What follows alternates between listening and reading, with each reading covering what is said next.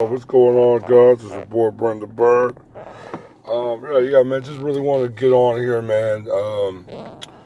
Just really to talk a few things. Very event pivotal moments going on.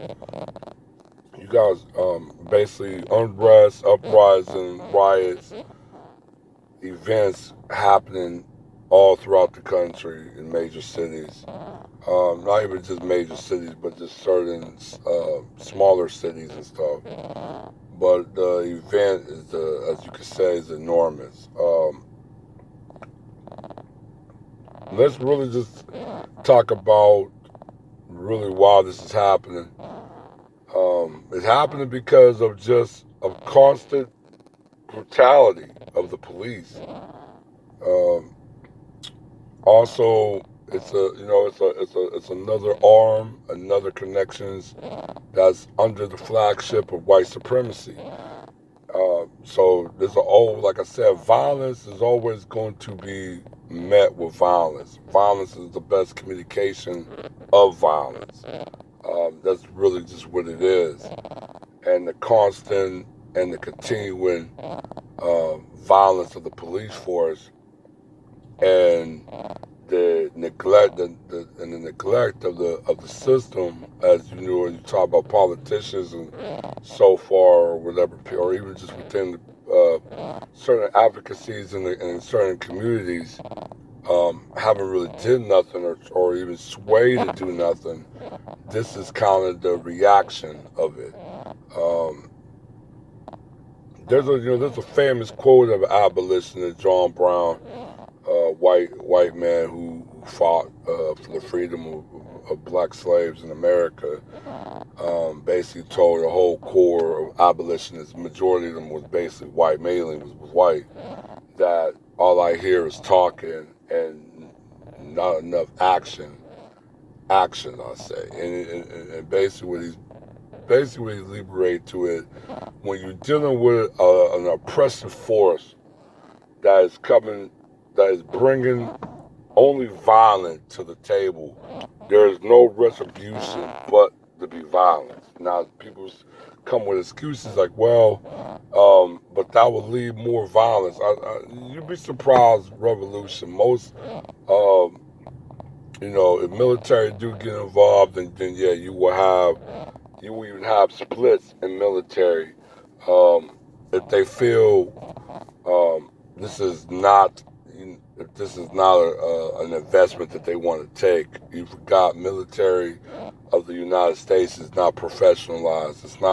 It's majority volunteer. So it's kind of like if you're in the military, you end up killing your people, your friends, and this. Um, you're going to feel very different of really just being with the military. So, or even fighting with the military. So that will make you give up arms, or at least join the other side, if you truly not really in the heart of being against the very people that you come from. For a system that you also know in your heart is very faulty and need to change. This is a pivotal moment and societal moment. Even though you got the pandemic and everything, obviously white supremacy have not taken a break. So why black empowerment should take a break. Um, Now the violence and destruction and looting and vandalism and everything so far come through that. That's mainly coming from non-blacks. That's not majority. I ain't saying there is a minority of black people that is looting and is burning up stuff. Um, but the majority of the violence, the destructive of the violence, is coming from basically non-black or basically I call them anarchists, because you got many groups that's anarchists, like even anarchist group that do come in and try to do a violent uprise or even to a point of eruption of a system. Um, like I said, they're more like anti-anarchists, like almost like a fall of no government, no. It's like what you will quote say true freedom, but true freedom is mainly chaotic. Um, like feudalism. Feudalism is almost um, similar to chaotic and chaos, but it's a default society of somewhat of governance, but it's not the governance that you really want to be under as well. But like I said, a majority of the pollution is basically coming from basically whites or non-black people. Um, Now, also as well, you know, there's many interior motives and many different groups that's now coming into these riots and unrest, and they're claiming a falsehood of George Floyd, who is originally from Houston. So it's a lot of griefs in Houston, Texas, because he actually is from Houston. That this is like a following up of just years of constant brutality and just malice of the police force, especially coming from race soldiers. Let's be honest. There was no such thing as a police force or police cop or officer. No, like, police did not exist in America. It was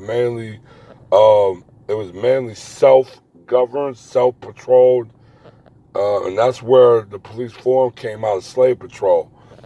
That was the origin of a police force. Is really slave patrol. Mainly the people that enforced the law during those times, um, over 150 years and beyond, were mainly be soldiers or the actual citizens themselves. So a police force is not even have it was not been created until basically the United States. There were no police force even in Europe or Asia or whatever throughout the country. Mainly there were military soldiers. So you definitely got to understand the origin of the police and where it's already coming from, an anti-racism origin already. So people that put on that badge, it's almost like tapping into a lineage that has already been under shrine with white supremacy or anti-black. As you know, you have the Asian cop standing there, just really just looking at the black man dying, and just coming with these smart reviews. Just let you know who's really anti-black and who is not anti-black. Being a good cop as well, to me, is passe, because if there were good cops involved, most of this wouldn't happen. So, like I said, the irony of people even coming to me with the good cop and eulogy or analysis, that just far reach, because I would just instantly shoot that down. I tell them, if you're a police officer, brutality should not even be in the forefront of doing things. You should always try to de-escalate a situation. You know what I'm saying? Unless, like I said, unless you can pinpoint certain unbalances of that person, if it's mental illness, or a certain type of breakdown from household, or just like I said, if a person really is a criminal doing criminal activities, you have to identify that and de-escalate it, and by this excessive force did not have to be the last resort. And you got many of these cops is taking that mind frame of an excess force or a lethal force into the first decision making. So this lets you know that, one, these guys are not ready to be cops. Two, they already had an agenda before they became a cop. So that's the two narrative I have for cops. And good cops almost fall in the line. Like I said, a lot of these police officers probably didn't really do no police work. Some of these guys maybe just did it to be egotistic. So this is what it is to me about good cops. Like I said, the youth is exploding. They're not going to give up. I mean, you're going to need a convictions, and a guilty conviction of murder, They said third degree, but that's first degree because it was intentional. Especially when the public was pleading with the officer or race soldier to get off his neck. You already have multiple officers pinning the dude down. So that should have been on call for. The recording, people need to stop recording. And sometimes they say out of sight, out of mind. And the situation of firearms is going to be used. If like I said, the guy in Salt Lake City that got beat up by a lot of people and stuff for shooting a bow and arrow at somebody, and I think he did hit somebody. He hit the person because the guy went down. So, weapons are already starting to be used. It's going to be a matter of time when firearms is going to be used. And then that's when you got a full-blown revolution on your doorstep. On the media have been changing a lot of narratives. Even though the agenda to me is very, very, very suspect and foggy at times, the attack on CNN headquarters was basically a show of the people have and the discontent and the distrust and the anger of the mainstream media. So CNN was definitely in the brunt of that attack and probably will continue to still be. You have many cops, cars getting burned, cops getting beat up. These are violence counteraction of a continuous brutality of acts that police throughout the country have always been executed, even from this day in its origin point. So that's really what it is right now with what's going on. It's going to continue to go on. Like I said, black empowerment would not be compromised. It's just the way it is.